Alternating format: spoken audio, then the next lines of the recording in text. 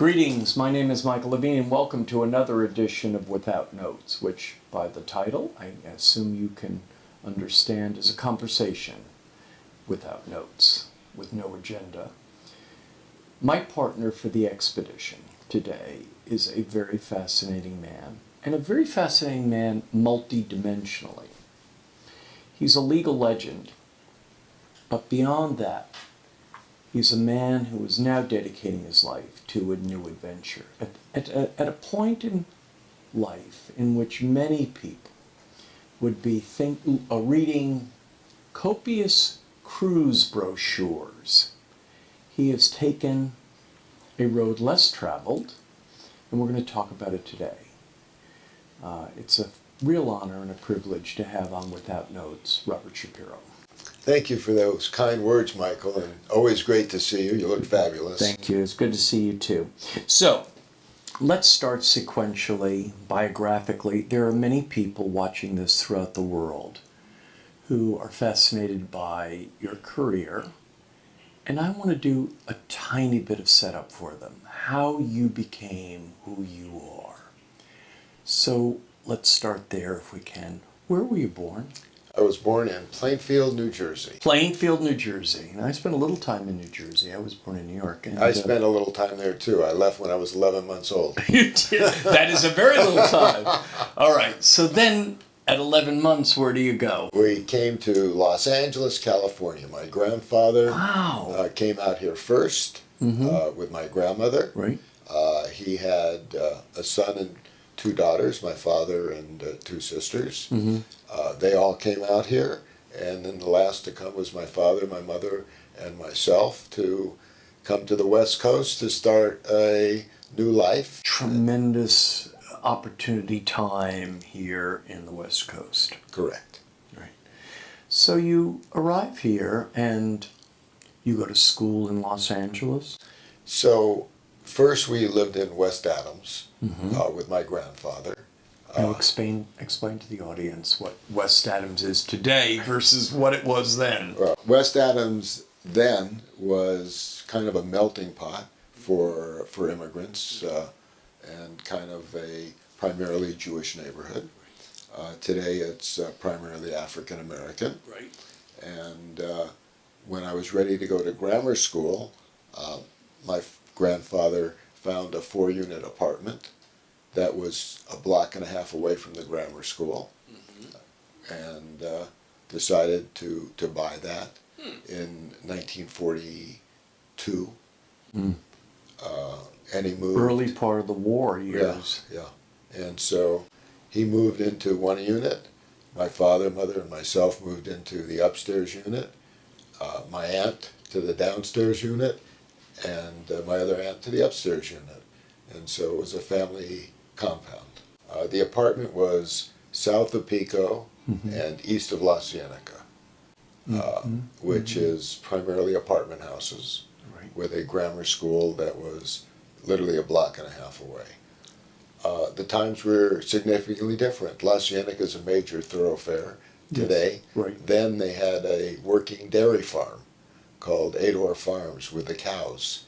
You bought an apartment building. That would indicate that maybe you were from a somewhat prosperous home? No, actually, my grandfather was in the scrap metal business, and I think he had put away some money. Right.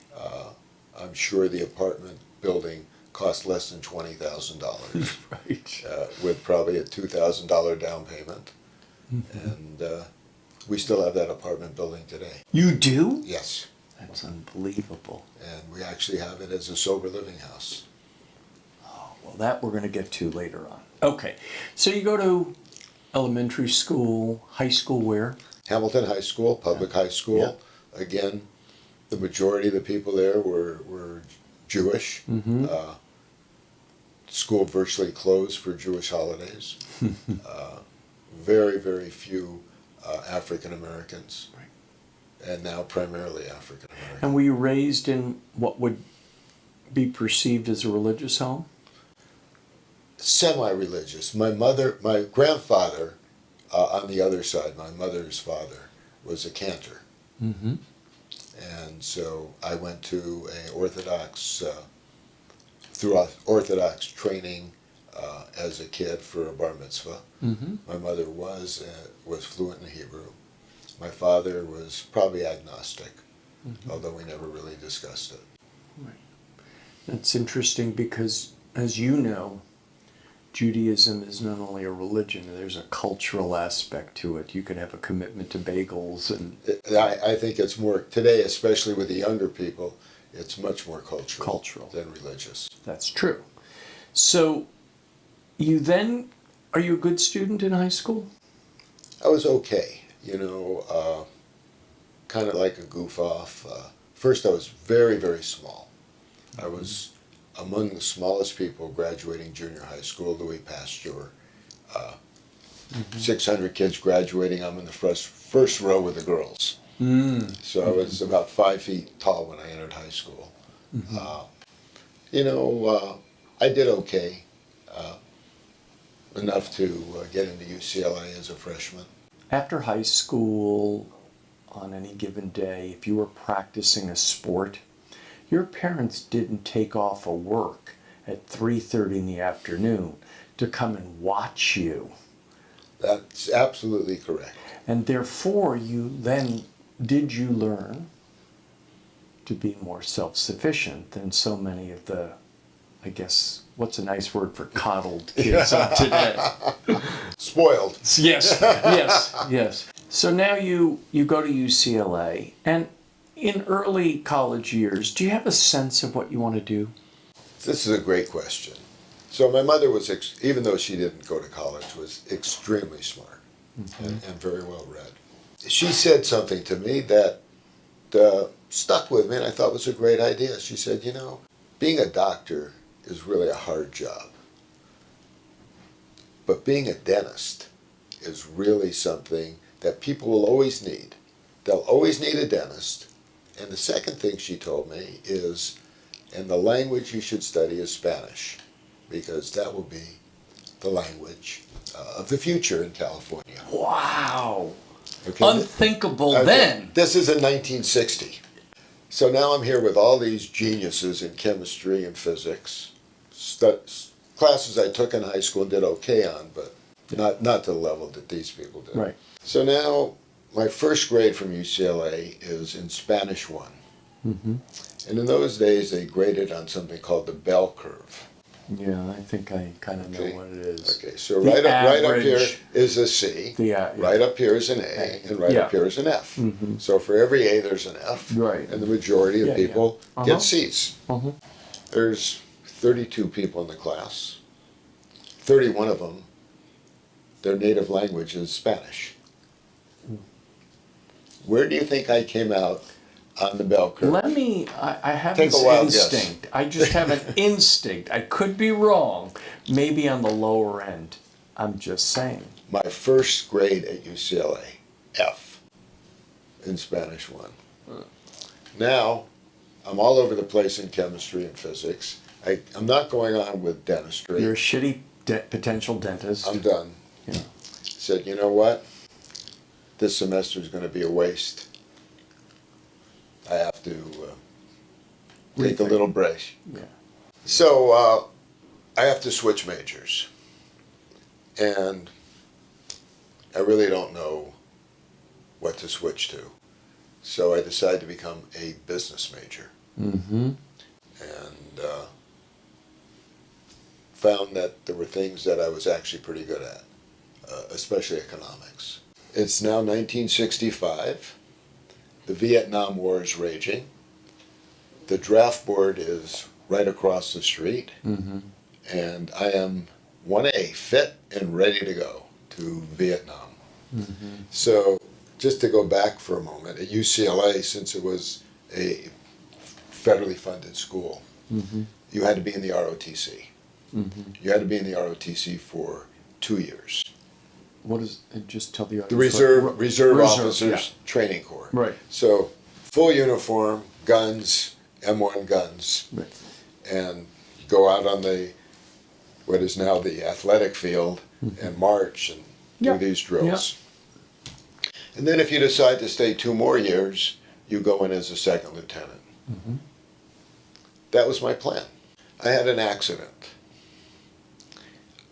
I was the guidon. So the guidon is the person who carries the flag for the review when you march around the track with all the people from Washington out there. And so you have to pick up the flag and you set the cadence, and at the end to stop, you take the flag, you pull around, put it under your arm, and the troop stops. I have an accident and the flag hits the ground. And I am now thrown out of the Army. So now you're I'm virtually court-martialed. a man who was an aspiring but shitty dentist then gets thrown out of the Army. Now I'm out of the Army. With a first grade in UCLA as an F. Exactly. You still have to do 2 years of ROTC, so I switched from the Army to the Air Force. But the Air Force doesn't have a graduate program, doesn't have a 4-year program. So I'm in the Air Force for 2 years, we're actually a year and a half. And now I'm classified 1A and ready to go. Off you go. So 1965, there was a lot of resistance to the Vietnam War. Emerging, or just starting to emerge. But people at UCLA and people, my friends, people I knew, didn't want to go. Right. They didn't believe in this war, much like Muhammad Ali a little bit later. So we had 3 choices. People went to Canada. Go to Canada. People burned their draft card and became conscientious objectors. Right. Or they had another thing called the deferment. You could defer your military service while you continued your education in graduate school. UCLA does not have a graduate school of business. So myself and a group of fraternity brothers decide we have a great idea. We're all going to go to law school. Out of the blue. Because that seems a very reasonable way of getting out of... Just deferring. You're not getting out of it. Maybe the war will end during the next 3 years. So what are the consequences? You have to agree to be drafted to the age of 35. We sign up for deferred program, myself and 2 of my fraternity brothers, along with a lot of other people. We have never studied for anything related to law. Had you watched Perry Mason? I'd watched Perry Mason. That was Good. The extent of it. That's very good training, right? So now how are we going to get into law school? We haven't taken pre-law. We haven't studied for the qualifying test called the LAST. And so we send out massive applications to 2nd and 3rd rate law schools because we have no chance of getting to UCLA or Bolt Hall or Stanford or USC. Right. And we all get accepted to the University of San Diego. Nice place. Yeah. 3 of Good us. weather. Beautiful ocean. There you go. 3 of us, myself and my 2 fraternity brothers, moved down to San Diego. The first day of class, I get a call from Loyola. Pretty good law school. Yeah. They have 1 seat that opened in the night school. Would I like to take it? Now I don't have to live away from home. I can move back to home. I don't have a lot of money, although I'd been working since I was 13. I always had pocket money because I always worked. I always found some way to make some money. And I said, sorry guys, it's going to be more convenient for me. I can live at home, I can work in the daytime and pay for my school at night. So I come to Loyola for a 4-year night school program. First night I go there, I get a call from the dean. Somebody dropped out of the day school. Would you like to go to day school? Absolutely. The power of proximity. Yeah. Being in the right place at the right time. So I'm the last person admitted to my class. Just want to back up to one other thing, Bob, because I think it's important. You begin working your work life at age 13. Yes. And so it would sound to me like you don't need to be Freud or Einstein to figure out that if you start working at age 13, you develop a work ethic.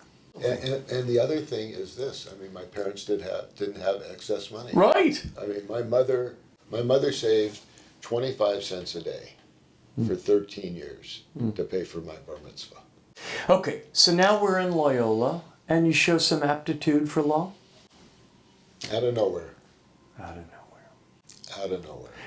And Bob, though you have no logical explanation for this, do you have some metaphoric explanation that that was destiny? Or who knows? I don't know. I mean, the caption of a book, if I write another book, will be, I never wanted to be a lawyer. It's a good title. So. Okay. So off you go, and now Loyola's a good school, pretty good school. Very good school. Okay, so you go there, you graduate. Now, what year do you graduate? I graduate in 1968, so 1968. I do well in law school, Yep. but I exceedingly do well in oral argument. So I win the moot court competition. I later become the chief justice of the moot court competition for the next year, which means I get to invite the judges who are going to be sitting on the panel with me, Right. judging the next group of Who do you oral invite? presentation. So one of the judges that I invite is a federal court judge who is quite a colorful figure. His name is Manuel Real, Manny Real. I think I remember the name. And he turns out to be one of the toughest judges in the Central District of California. I think I remember the name. And he gives me 100 on my oral argument. And just as a cute story, so my first case in federal court is in front of Judge Real. Mm-hmm. And I think I've got it made. Mm-hmm. Little did I know that He's a tough son of a bitch. he is the toughest judge. And so I'm basically doing state court cases. Now I'm in federal court, and I make an objection. Judge sustains my objection. I said, thank you, Your Honor, as I do in court through state court. And the judge looks down at me and says, don't thank me. I'm not your friend. I'm not doing this because I like you. I'm doing this because the law requires it. Don't ever do that again, counsel. That's my first experience in federal court. Wow. I would have said thank you, Your Honor. All right. So now off you go. And now you have the embryonic making of a career, and you're an attorney in Los Angeles, and you're not a dentist. And what happens next in the story? I don't have any connections to go to a law firm. And I don't know anything about law firms. And so I decide, along with some counseling from the judges on the panel, that I should become a trial lawyer. They think I have the aptitude for that. The aptitude. And so I apply for 3 positions in Los Angeles. I apply to be a deputy district attorney, a public defender, or a county counsel. Jobs that are very difficult to get today. In those days, Less so. all you had to do was have a bar card. And you fog a could- mirror. Yeah, and you could be a DA if you wanted, you could be a public defender or a Okay. county counsel. So I went through the options. County counsel didn't do a lot of work in court. I eliminated them. Great. Now we have the public defender and the district attorney, the prosecutor and the defense. In those days, most of the public defenders had long hair, mustaches, and were kind of radical thinking people. I wasn't that way. I Take said, that. all right, I'm going to try to be a DA. I'll be a prosecutor. And so I joined the LA District Attorney's Office right out of law school in 1969. 69. I clerked, Stay there how for them long? for the summer. I stayed there for about 18 months. Okay. Got tremendous experience. The regulations were very loose then. Today, they're very much controlled. You have to start at this area and go here and go here and go here.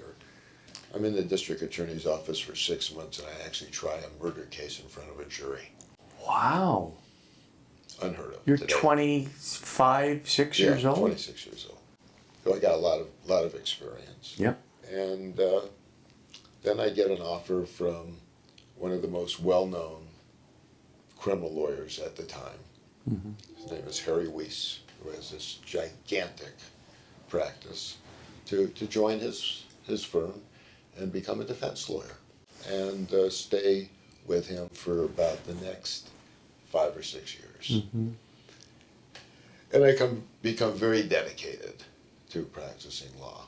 I have to make money on my own because I am not getting a real salary. I'm getting less of a salary than I had in the DA's office, which was $1,500 a month. So that means you didn't work 9 to 5. What it meant was, for the first 7 years that I was a lawyer, I was in court every day that a courtroom was open. I did not take one day off. For 7 years. For 7 years. Because I believed that the only way I was ever going to be successful was, number one, to be in court and get exposure, watch other lawyers who were really good, and see what they were doing that made them successful. Work tirelessly. And work, because when I was in court, it would be very rare that I wouldn't leave with another client. 1980, we are blessed with our first son, Mm-hmm. Brent. Brent is this amazing kid. Mm-hmm. He's got his mother's looks, great blue eyes, bigger than life personality, Mm-hmm. fun to be with, but he's an ADD kid. Mm-hmm. And we take him to UCLA, Mm-hmm. and a doctor comes to the immediate conclusion that he is ADD. Yep. Which now everybody is Yeah. pretty close. Less known Then it wasn't known, Right. really. I had never heard the term. Mm-hmm. And famous doctor, his name was Dennis Cantwell at UCLA. And he tells us what to expect. Sure. And he tells me something, Michael, that I'll never forget. He said, these kids tend to become drug addicts. He says, Mr. Shapiro. 1985. Mr. Shapiro, please know that these young children with ADD have a propensity to become addicts. Yes. And how do you react to that? I listen. Mm-hmm. I listen and, Yeah. you know, I don't have to deal with it at the age of 5. But he prescribes medication, Mm-hmm. Ritalin, Mm-hmm. which had been tested and had been proven. Mm-hmm. And so Brent is a Ritalin kid. Right. Goes through school and has some ups and downs. He's got very poor attention. The Ritalin helps him. He's very smart, but he also is very curious and is easily distracted. Yeah. And he does okay in school, Mm-hmm. and then he starts to settle down, and he does really well in high school. Mm. He wants to go to USC over my strenuous objection, since Yes. I'm a Bruin. Yes. No. I would imagine that was the poll numbers Right. at home were not great. And so they literally recruit kids from his school, which was Stephen Weiss, a religious school, now Milken High, Yep. to go to USC. Mhm. But he doesn't have over a 4-point average. He has like a 3.7, 3.6, 3.7. So he has to wait a year, go to junior college, and Yep. he transfers to USC. In the meantime, he goes to one semester to Santa Monica, then he goes to Arizona, party school. Comes back and he's like a different kid. Partying, Mm-hmm. he's drinking. He looks to me like he is experimenting with drugs, Mm-hmm. and his mother thinks I'm too strict, Mm-hmm. which I probably was. And we start seeing symptoms. Well, you may or may not have been too strict, but you were prescient. Yes. Right? Yeah. And so it becomes very, very obvious in his second year at USC that he is a drug addict. Mm-hmm. And his friends are all drug addicts. Mm. And we confront him. And does your wife have a difficulty seeing this as clearly as you do? You hit the nail right on the head. I didn't know the answer. Right on the head. Absolutely. I was kind of wild in college. I drank in college. It's a phase, Bob. It's not. Right. Okay. Let them grow up. Until it becomes very obvious when people are telling both of us, Brent needs to go to rehab. So we have an intervention. In what year? This is in 2003. And the intervention is with you and your wife? No, we bring in somebody who is a recovering addict. So an intervention And specialist, you, your wife. Not a specialist, a well-known person who I don't want to name, Right. who we knew. Right. And we bring in his friends, and we have this intervention, and kicking and screaming, he goes off to rehab in Malibu. 30 days. Does he initially respond with denial? Not only initially, consistently. Right. Then we have another 30 days where he goes. So we go to our first 30 days. Right. Well, What else? Seems like he's doing okay. Then he goes into sober living for 30 days, goes back to school, he's on the dean's list, but he still is using drugs. What is the drug? I don't think it really matters, but I would imagine it was cocaine, because that was the primary drug people were using then. Yes, but there are people, as you know, And pills. because you know And this pills. Story better than any. There are people who have propensities for uppers and people who have propensities for Right. downers. Well, he was an upper kid. Upper He's an upper yeah. kid. So Okay. it's pills. Yep. It's pills, and it's Yep. probably cocaine. Got it. Back to rehab. Comes out, still doing well in school, but Popular still social life. beyond popular. He was called Event Brent. He didn't miss an event. If you met him, you never forgot him. Got He had this big personality, always smiling, Social big, girls. big heart. Being with homeless people, he'd bring blankets and, Yeah. really, really very, very well-rounded and Got it. but well-liked. Extremely well-liked. Yes. Tons of friends. Yes. We'd have a party at our house and there'd be 300 people there. Yeah. And we're getting reports again. So now we have to be a little more drastic. And we find a program in Virginia. And he goes there for 8 months. And he does great. 8 months. 8 months. And he comes Now, back. during the 8 months, are you seeing him? Are you talking to him? Are you We visiting visit him twice, talk to him. But he's living Right.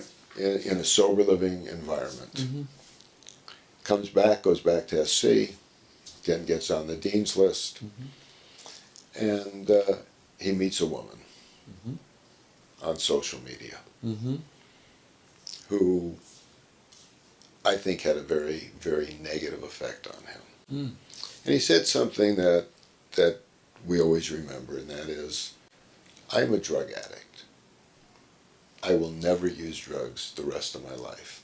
But prove to me that I can't have a glass of wine or a beer. I said, I can't prove it. But everything that I've learned from people is you just can't do that. There are triggers that go off. In 2005, he is now ready to graduate from USC, wants to go to law school. He's got another semester. Connects with left. the girl. Connects with a girl. And they go to a party. And it's not a crazy party. It's a back to school party at the Elks Club in Hollywood. They get on a bus. And the reports we get are he breaks his sobriety and has 2 shots of Jägermeister, which is a strong liqueur. Right. And is convinced he should split an ecstasy with his girlfriend. The reports we get back are he gets violently ill, starts to projectile vomit, and Nobody calls the paramedics because they don't want us to know if he has to go to the hospital because he'll be back in rehab and we're not going to be happy with his You're scared. girlfriend.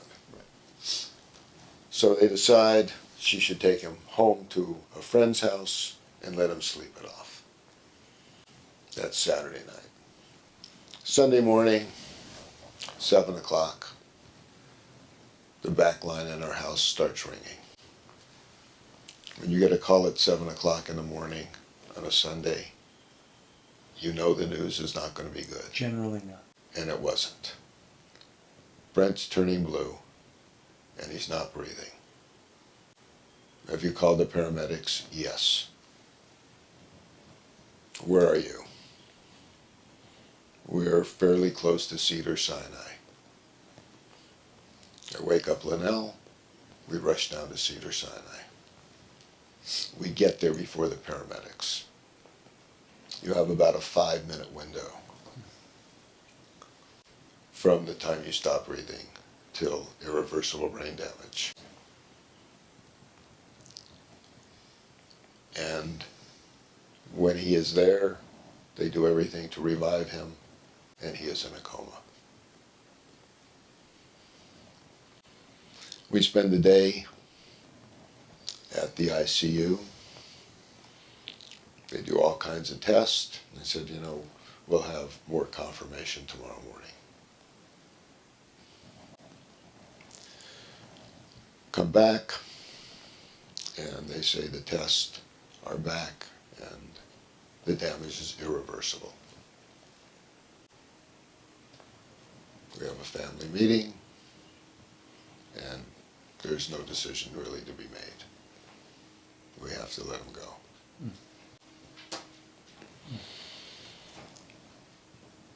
We immediately plan a memorial. And at the memorial, we decide that we're going to do something that people didn't do then. We're going to address this issue head on and do something about it. And the issue would be addiction. Addiction. It's addiction. The only people that spoke at his memorial were his friends, who were all drug addicts, his counselor, and myself. And the topic was drugs. Not he died of a heart attack, not he had asthma. Right. He was a drug addict, and this disease beat him, period. We come back from the service, have a reception at my home, and a friend of mine comes up. His name is Michael King. So Michael King is one of 3 King brothers who started a company called King World. And they became the most successful family in television. TV program. They had Wheel of Fortune, Oprah Winfrey, and Jeopardy. And Michael is a very generous guy, and he said, I was so moved by what took place. And he was a good friend. He said, I want to make a donation in your son's name to your favorite charity. And I said, Michael, I'm going to start a charity for drug prevention and awareness. And he wrote a substantial check. We, within 8 weeks, had a public foundation, the Brent Shapiro Foundation, for alcohol and drug awareness. We put together a board from the head of addiction medicine, Dr. Jeff Wilkins at Cedars-Sinai, Dr. Robert Coblin, who was our personal physician, and numerous well-known people. And we start a foundation to start talking publicly about this disease and calling it a disease, which no one was doing. Larry King, who was a friend, invites me to be on his show. We talk about this for an hour on his show. from that, went on numerous other shows, and spent 5 years going around the country trying to educate people that this, in fact, is a disease, and not a shameful disease. Mm-hmm. It's a disease that is not curable, much like diabetes or asthma. Right. But it's treatable, but it's also recurring.